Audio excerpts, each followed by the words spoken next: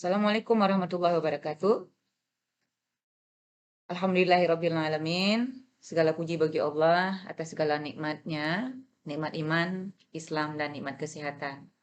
Salawat dan salam juga kita sanjung sajikan kepada makhluk dan Rasul termulia Muhammad SAW yang telah mengenalkan kita pada Rabb semesta dan membimbing kita menuju kepada alam yang penuh dengan ilmu pengetahuan dan indahnya peradaban Islam. Baik, video ini saya buat dalam rangka menyelesaikan tugas dari salah satu mata kuliah yaitu Teknologi Pembelajaran Pendidikan Agama Islam.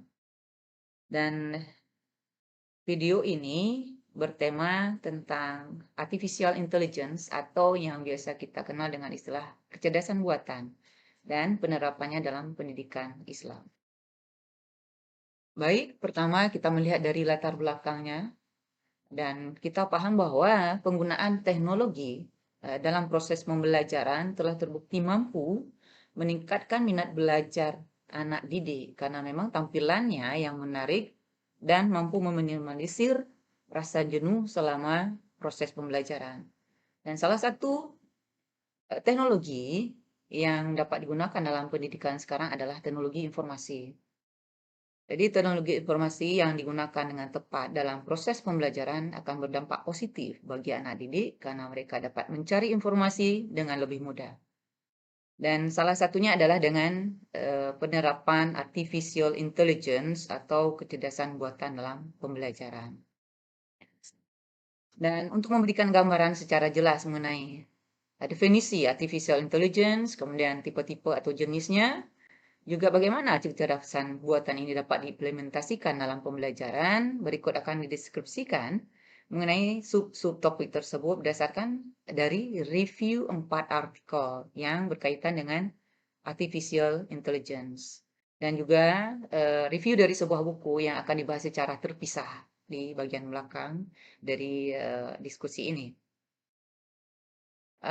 Secara sekilas mungkin kita pernah melihat untuk memahami secara detail apa itu artificial intelligence mungkin dari aplikasi Deepface di Facebook. Itu sebuah aplikasi yang mampu mengenali wajah orang yang ada pada postingan foto. Dan contoh lain yaitu robot Sophia seperti yang terlihat di gambar PPT ini, yaitu sebuah robot yang berbentuk manusia yang memiliki kecerdasan, mampu berekspresi, mampu berkomunikasi, bahkan bercanda seperti manusia biasa. Jadi dari beberapa artikel yang saya review ini, yang pertama dari Pop, Nietzsche, and Kerr, mereka mendefinisikan artificial intelligence ini sebagai sistem komputasi yang mampu terlibat dalam proses sebagaimana manusia, seperti halnya dalam belajar, beradaptasi, mensintesis, koreksi diri, dan penggunaan data untuk tugas pemrosesan yang kompleks. Kemudian dari artikel lain yang ditulis oleh Kakurel, mereka menyebutkan artificial intelligence itu adalah sekelompok teknologi dan pendekatan, yaitu statistik dan simbolik yang bertujuan meniru fungsi kognitif manusia atau menunjukkan aspek kecerdasan manusia dengan melakukan berbagai tugas. Ya, kemudian ada dari Seren dan Oskan. Dalam artikelnya mereka menyebutkan bahwa yang dimaksud dengan artificial intelligence itu adalah kecerdasan buatan yang dapat disebut sebagai sistem yang secara otomatis melakukan tugas-tugas yang diajarkan dan yang ditugaskan dalam programnya. Dalam artikel lain yang ditulis UPI, ini ada lebih spesifik, bahkan mereka menyebutkan bahwa artificial intelligence sebagai mata pelajaran interdisipliner. Nah, mereka menyebutkan AI ini mata pelajaran indisipliner yang melibatkan informatika, logika, kognisi, pemikiran, ilmu sistem, dan biologi.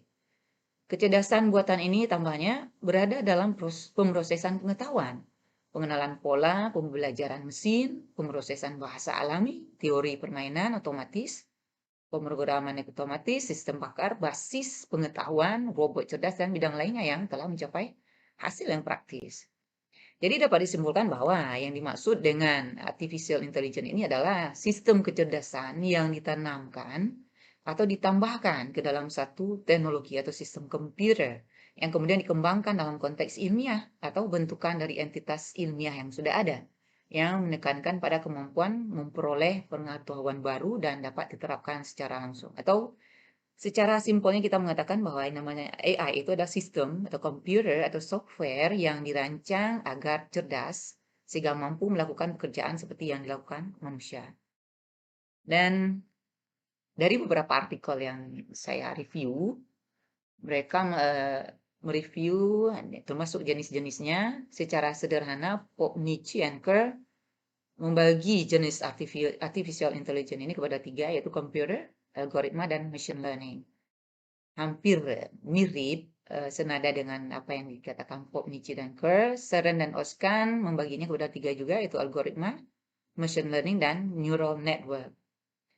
Ada tulisan lain yang dikutip oleh Kakura, itu dari Strekolva.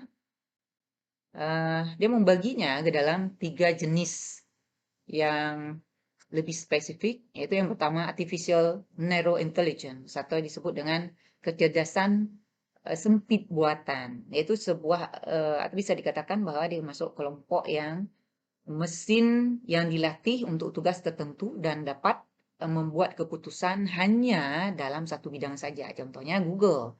Jadi setiap pencarian satu kata kunci, Google hanya mampu mengeluarkan satu hasil. Atau juga contoh yang lain itu pesawat penumpang. Kemudian yang B, artificial general intelligence. Ini masuk ke dalam kelompok kecerdasan umum buatan.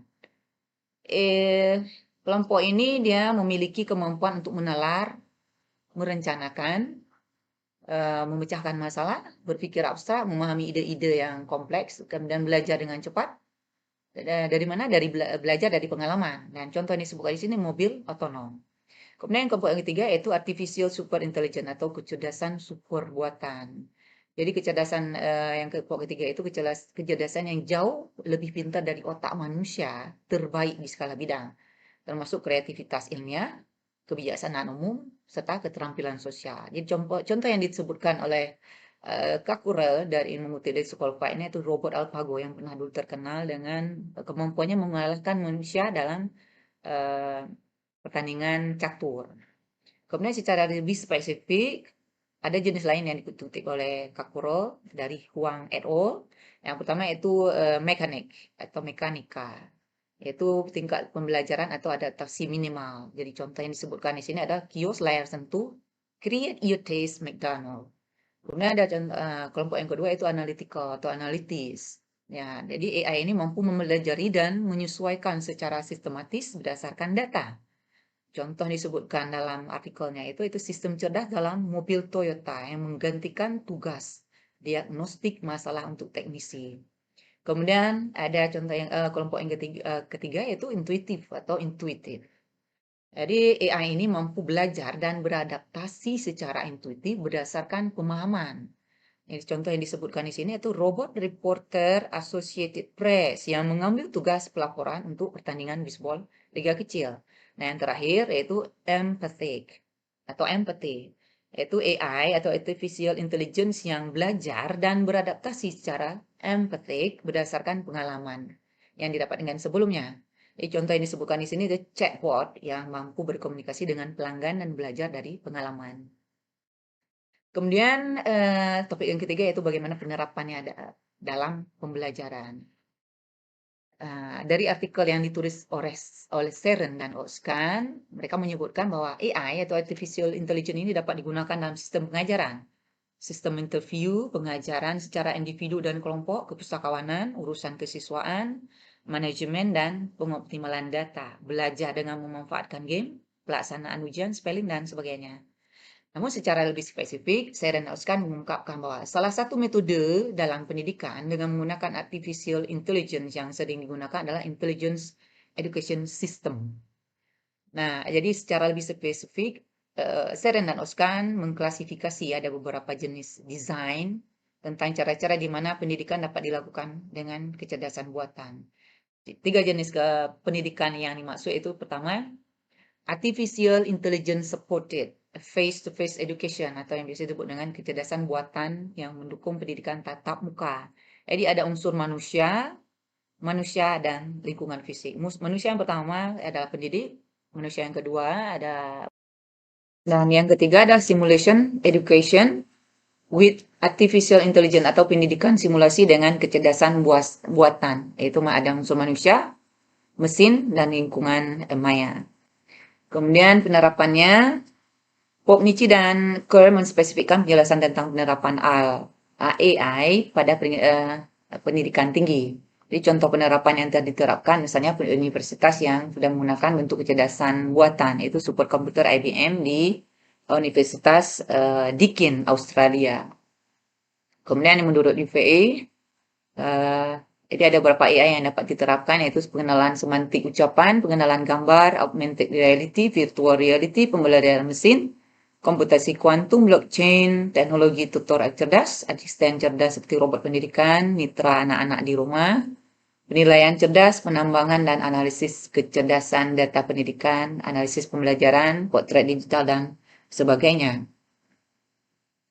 Kemudian AI yang dapat diaplikasikan dalam 10 aspek, ini menurut IFAI, yaitu automatic grading system, interval reminder, teacher's feedback, virtual teacher, personalized learning, adaptive learning, augmented reality, virtual reality, accurate reading, intelligent campus, dan distance learning.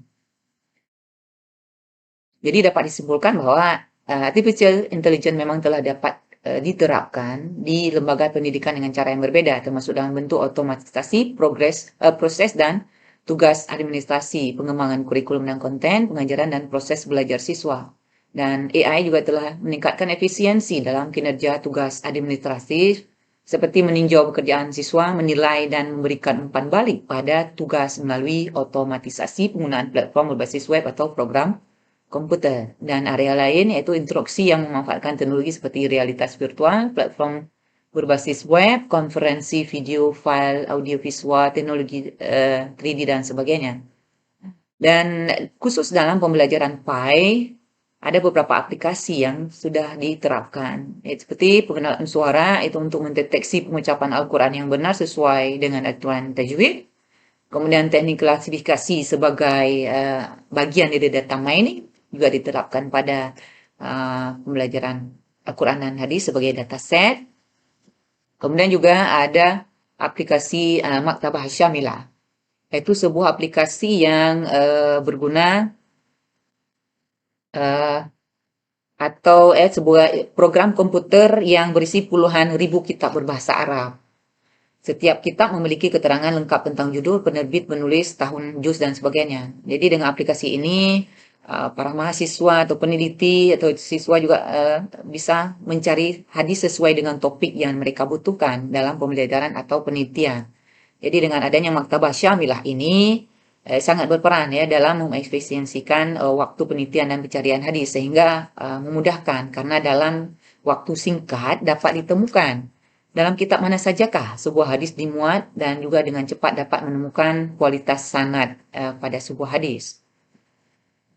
Dan kemudian khusus sebuah buku yang membicarakan tentang artificial intelligence yang saya review secara terpisah, itu yang berjudul Robot Proof, karangan Joseph Aoun. Secara spesifik di bagian pendahuluan, Aoun mengidentifikasi dua pertanyaan yang memberikan kerangka kerja untuk buku ini. Yang pertama, bagaimana seharusnya kita mempersiapkan semua orang untuk dunia yang berubah dengan cepat ini. Yang kedua, bagaimana seharusnya pendidikan digunakan untuk membantu orang-orang di bidang profesional dan ekonomi.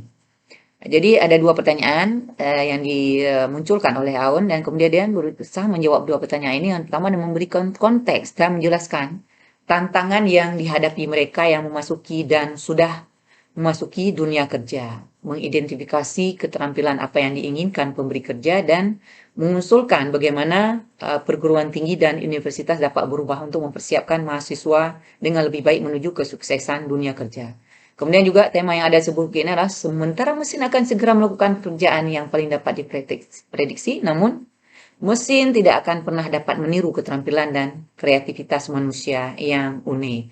Jadi oleh itu, perguruan tinggi perlu mengutamakan pengembangan peserta didik menjadi sosok yang kreator atau kreatif.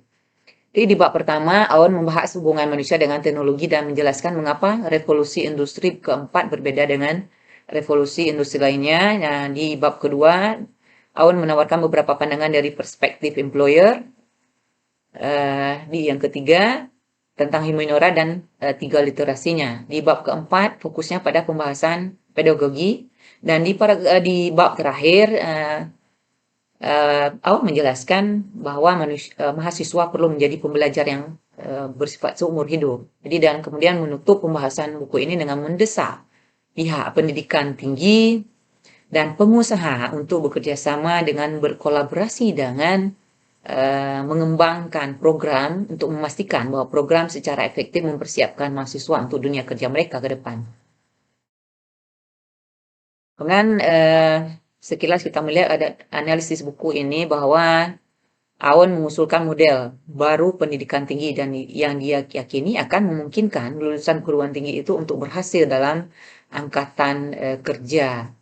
Kemudian pada poin bagaimana artificial intelligence atau bagaimana teknologi dapat diimplementasikan dalam proses pendidikan, Awan menegaskan harus ada usaha untuk menyelaraskannya dalam proses pembelajaran. Karena dari pekerjaan penuh waktu yang akan muncul kelak, banyak pekerjaan yang disebut pekerjaan yang hybrid, yaitu pekerjaan yang membutuhkan keahlian teknologi dalam pemrograman atau analisis data di samping keterampilan yang lebih luas.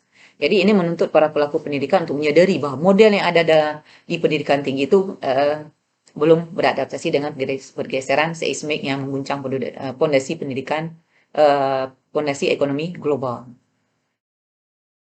Jadi secara general kita bisa menyimpulkan bahwa untuk mempersiapkan generasi yang kelompok groove ada 3 aspek yang harus dibangun, yaitu pertama data literasi, yaitu kemampuan untuk membaca data, untuk data mining, kemudian technological literasi, kemampuan untuk